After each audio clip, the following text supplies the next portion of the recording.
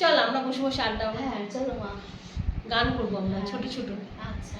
এ হচ্ছে আমার মেয়ে চারু মা, আর আমি হলাম কি ওর কৃষ্ণা মা। হুম। তো এখন আমরা দুজনে আড্ডা দেবো, সবসময় পড়াশোনা হয়, তো আমিও আমার কাজে ব্যস্ত থাকি, তো এখন আমরা একটু আড্ডা দেবো, উল্টো পাল্টা গান গাইবো। বলো কোন একটা গানটা ভালো করে পড়া? পড়ো। একটু যেটা গাইছিলাম ওটাই এখন গাবো। चेहरा है या चेहरा है या चाँद की लाली, जुल्फ घने बाल है क्या, सागर जैसी आंखों वाली, ये तो बता तेरा नाम है क्या। আর জানি না।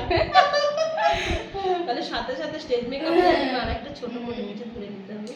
आजा सनम मधुर चांदनी में हम तुम मिले के वीरानी में दिया जाएगी बहार, झूमने लगेगा आसमान, झूमने लगेगा आसमान, कहता है दिल और मचलता है दिल, मुड़े साजन ले जाए मुझे तारों के पार, लगता नहीं है दिल यहाँ, लगता नहीं है दिल यहाँ। ওয়াও গাইস, তোমাদের কেমন লাগলো আমাদেরকে বলো একটু কমেন্ট করে প্লিজ।